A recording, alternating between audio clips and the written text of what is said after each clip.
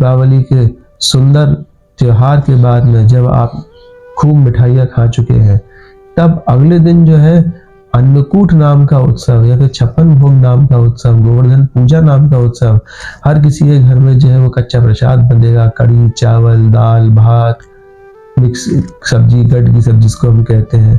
तो ये शरीर को अच्छा रखने के लिए है।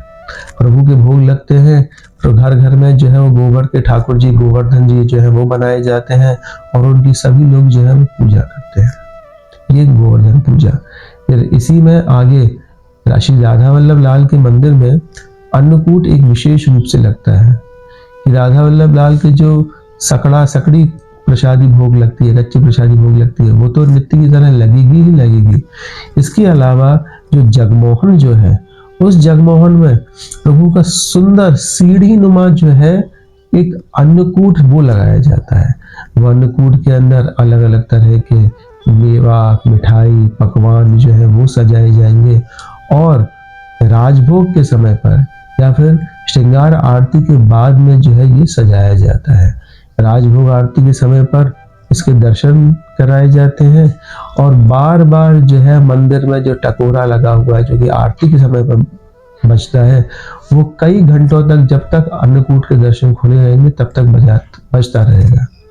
वो बताया जाता है कि लोग सभी दर्शनार्थियों को, सभी भक्तों को बुलाकर श्री जी के दर्शन कराने के लिए जो है वो टकोरा लगता है। इसी क्रम में संध्या के समय पर जो है विवाह श्री जी का रचाया जाता है। सखियन के और ऐसी आई, ब्याह विनोद रचे सुखदाई, यह बात सबके मन भाई, आनंद मोद बढ़ा अधिक आई।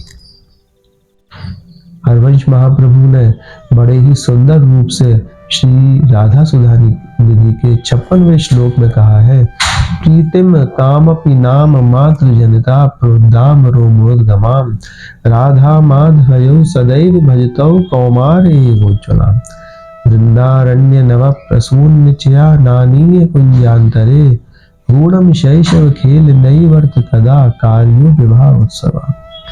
सखियां जो भी कृत्य करेंगी, जो भी सेवा करेंगी, वो अपने ठाकुर जी को प्रसन्न करने के लिए करेंगी, अपने प्रियालाल के सुख वर्धन के लिए करेंगी।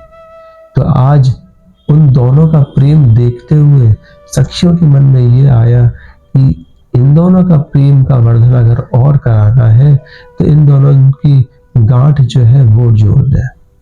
प्रीति में काम अपनी नाम मात्र जनता, कि दोनों के बीच में इस तरह का प्रेम है कि दोनों एक दूसरे का जब नाम सुनते हैं तो उनके रोमोद्गम हो जाते हैं, वो रोमांचित हो जाते हैं और उस प्रेम को देख के दोनों की जो है वो अश्रुधाराएं जो है वो बहने लगती हैं।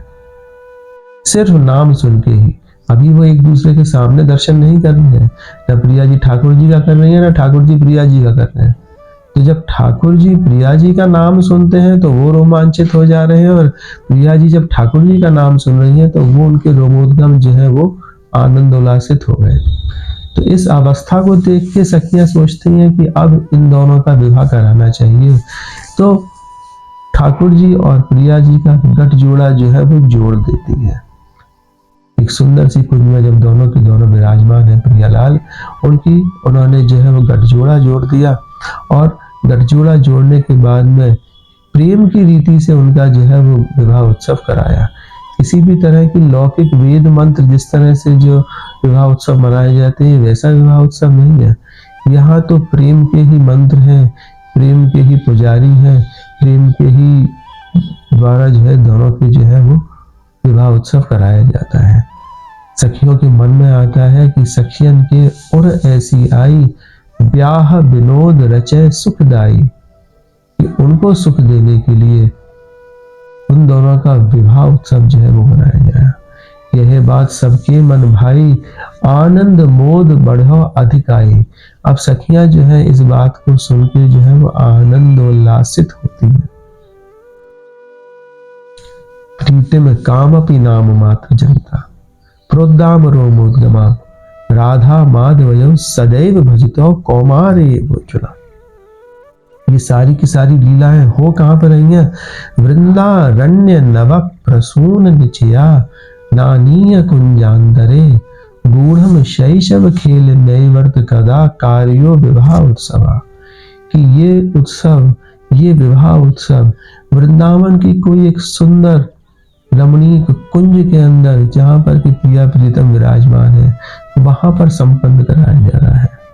क्योंकि ठाकुर जी के बारे में हरवंश महाप्रभु कहते भी यही है कि ठाकुर जी और प्रिया जी जो मिलेंगे आपको सम्मिलित रूप से, वो सिर्फ और सिर्फ जो है वो वृंदावन में ही मिलेंगे और कहीं नहीं मिल सकते हैं। वो नंदगांव में ठाकुर जी का एक अलग स्वरूप है, बरसाने में प्रिया जी का एक अलग स्वरूप है, दोनों एक दूसरे के साथ में नहीं है।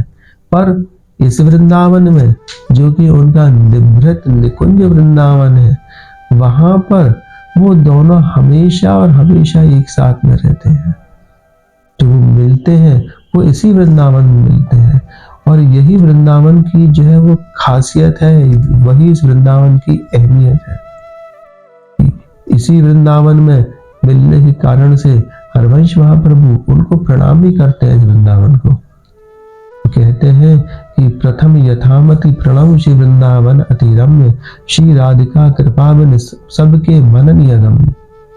ये वृंदावन को मैं अपनी यथामति शक्ति के साथ में जो है वो प्रणाम कर रहा हूँ, और उसको प्रणाम करने के कारण क्या है कि प्रिया जी के कृपा के बिना ये सब मैं नहीं कर सकता हूँ। तो यही विवाह उत्सव जो है वो सखियां मनाती हैं आज अन्नकूट की संध्या में। तो अन्नकूट जो है यहाँ पर निकुंज की लीला में वो एक ठाकुर जी की विवाह उत्सव के ज्वानार के स्वरूप में मनाया गया, ना कि उनका यश का उत्सव मनाया यहाँ पर निकुंज प्रदेश में। जो यश का उत्सव जो है ठाकुर जी का वो ब्रज प्रदेश में है, पर निकुंज प्रदेश में यहाँ पर तो हमारी स्वामिनी का यश जो है वो चारों ओर फैलता है।